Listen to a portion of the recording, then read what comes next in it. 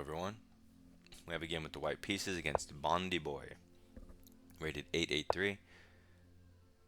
We'll try to get a Ruy Lopez for all the fans out there, and we do. Bishop b5, pressuring this knight. He simply just develops and attacks our pawn.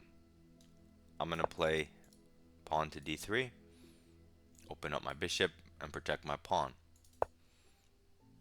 Forget the open Spanish. I'm cutting out chunks of theory.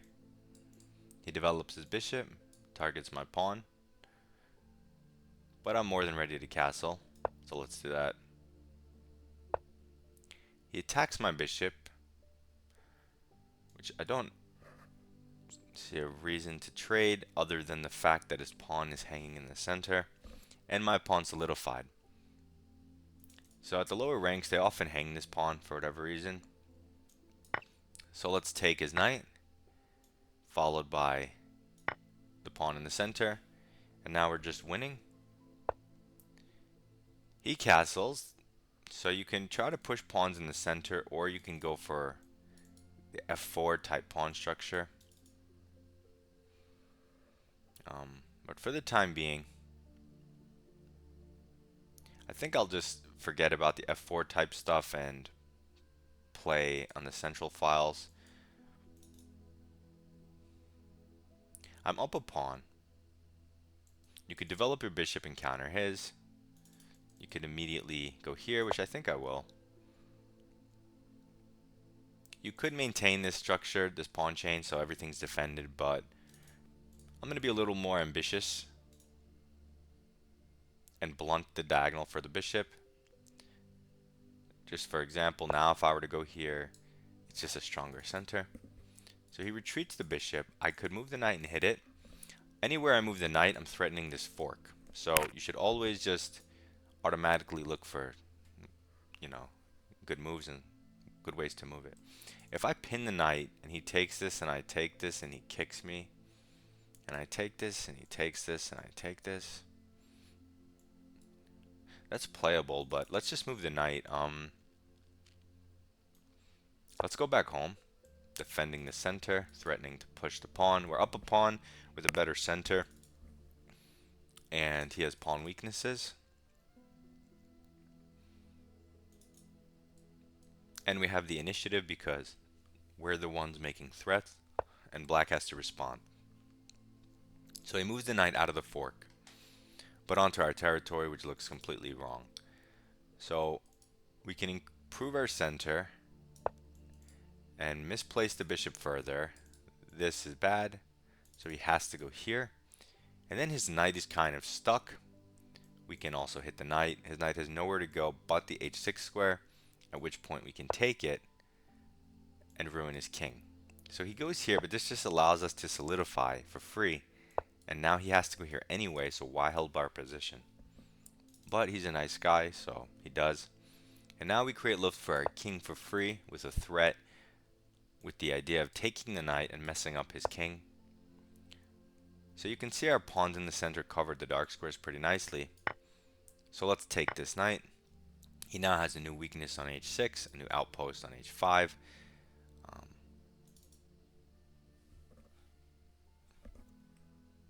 So let's lift our queen and attack that weakness. He can try to defend it this way, but I'll take the bishop with my knight. And when he takes back with the pawn or the queen, we can play f5, opening our rook and attacking again. So he doesn't defend the pawn. Instead, he plays f6, trying to break down my pawn chain. But I'm not going to take the pawn on f6. I'm going to take the free pawn on h6. He takes this way. We can take here with a wedge pawn, restricting some piece activity. If we take with the knight, he can move some pieces to f6, and the knight doesn't actually coordinate well on that square. So although it may look weird, I'm going to take with the pawn, maintaining an e5 wedge pawn. And even though his king's kind of open, you don't need to checkmate him right now. You only have two pieces. You might not have the right squares. So let's try to get some more stuff in the game. This knight in the center looks nice.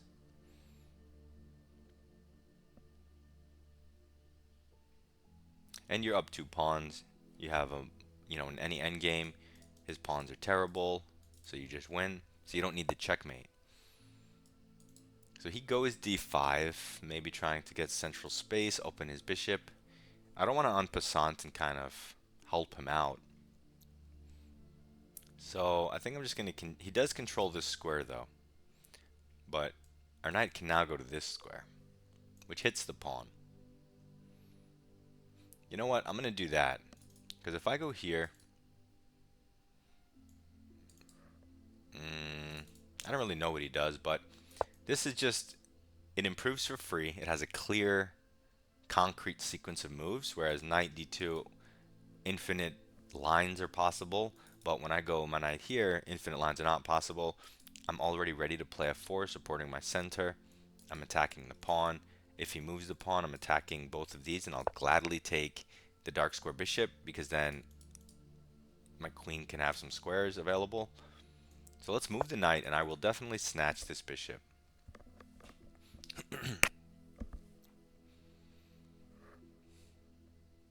Because this bishop is, the best defender, the only minor piece defender of his king. Let's get rid of it. This knight is also in the way of our f-pawn and our rook. It's never going to hop to g5 to help the queen because he has too much dark square control. The one thing about our position is this queen side is a little lame, but that's because we spent time picking up 2 pawns as opposed to developing. So he moves the queen, and we hit him with a check. He takes back, attacking our pawn. We now play f4, defending our pawn, creating space for our rook. What? In what world does this make sense? He takes a pawn, and we take his rook. What calculation could he possibly have done in his head for that to make sense?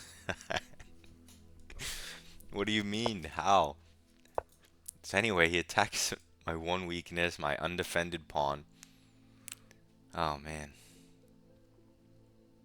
We could definitely let him take it. I'm just going to develop and let him take it. He takes it. I'm going to continue my development and get this guy from the lousy b1 square all the way to some majestic square on the king side. If he ever moves his queen off of control of f8, it's auto mate. Same with f7. So he moves his queen and tries to checkmate me. Very rude. He's also threatening bishop takes, so you do have to notice all the threats if you don't want to lose the game. However, you should notice winning moves, like very simple queen g5. You know how many players would panic in this situation because there's multiple threats, if they even see both of them, but they just panic and maybe they'll thrust the pawn or do something crazy. But here, he can't interpose. I force the queen trade, which means no pin and no coordination. Both threats disappear. Easy. So he takes the queen, we take back. Now he has no threats. And now we're just up 5 points of material. He attacks our knight. I mean, it doesn't really matter what you do. You can move it here. You can move it here. I'm going to move it here because it hits the pawn, which is interesting. Okay, so he moves the bishop, but now I can take with check. More free stuff. He hits the knight, but now I'm going to rook lift, protect, and attack. So it looks like an effective move. It also allows me to double, so multi-purpose move. And when you can get lots of value out of a move, that's what's going to... You make a couple of those moves and you start to creep in the lead. So he moves the bishop so he doesn't hang a piece. But now we can also, instead of doubling, play a more forcing variation, e6, forcing him to move the bishop. And he puts it here. We can really, when we double our a-pawn's hanging anyway, let's just throw in a4. It happens to hit the bishop. It happens to Maybe he'll go off this diagonal and we can queen, right? So, like right now. So it offers him the chance to go wrong. We're going to lose this pawn anyway, probably. And now we can just queen, and his bishop can't get back to that square except through this avenue, which I can block. His rook can go back, but then his rook is passive again, and we can just promote a different way. Because if he moves his rook and we go here, okay, he moves his king, so we can just get a queen. We can also get a knight, which is check, defends the rook. He has to go here. There has to be a cool checkmate. There has to be a cool checkmate. Check. He could go here too. That's unfortunate.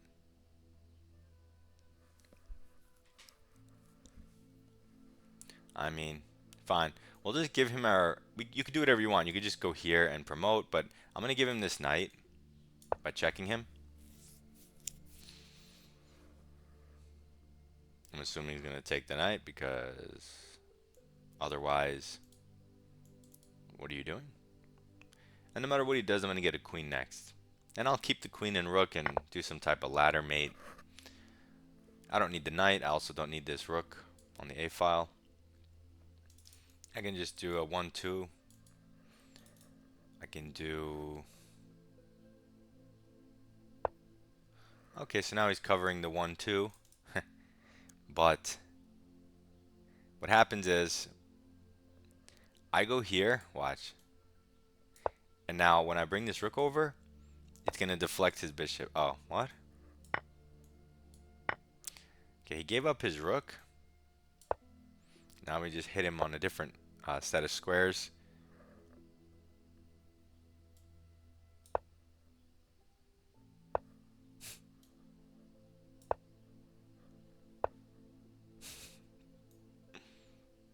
How do we want to... should we keep troll? No, let's not troll this guy anymore. We'll just go here then.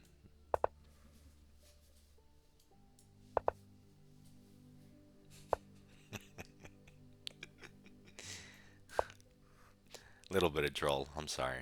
I apologize in advance. But why aren't you resigning? I mean...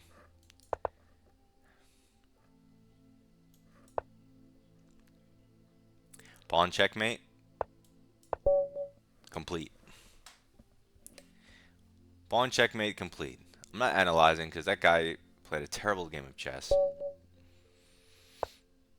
But we will play a Pirc against Medhanaj 100. We'll see how this 1000 rated player responds to me fianchettoing my bishop and playing a little bit passive. So we bring out the bishop. Will he go for the noob bishop c4 or will he go for the noob e5? You can see they keep pushing e5. This has happened multiple times already. We take the queen. Either way, makes no difference. We get our knight out of the way with the threat. Now white doesn't have a queen. He's throwing in random checks that we can easily improve our position and stop. And now the pawn is hanging. So already better for black. We already have a win condition. Extra e-pawn. And white's 1000. So you guys can do all of this. I didn't do anything special.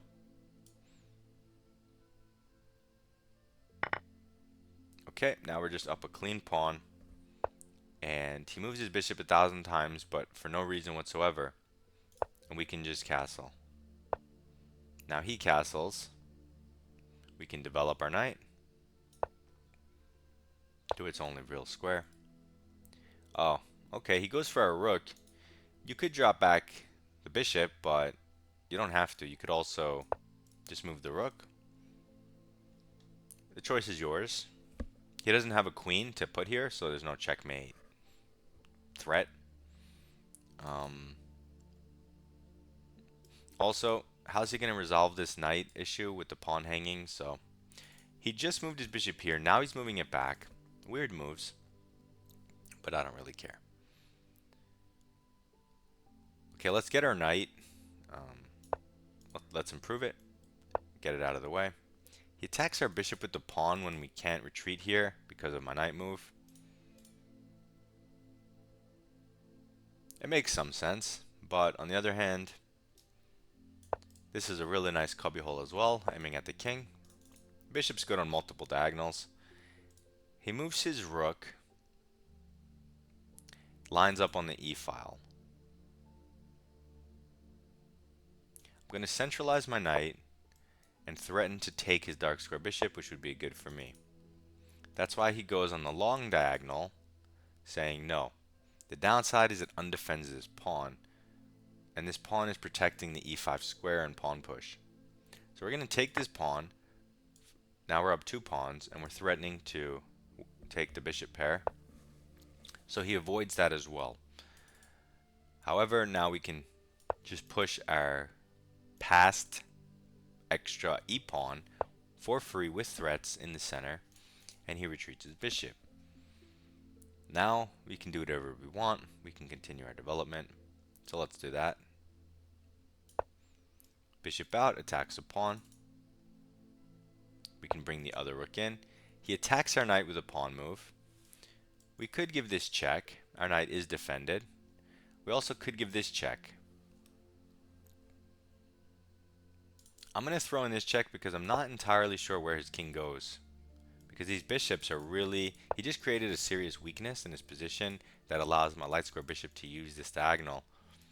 And so we have a variation on the Bowden's mate, which would be the mate with just the 2 bishops. But here, the knight covers the square. So super cool Bowden's mate.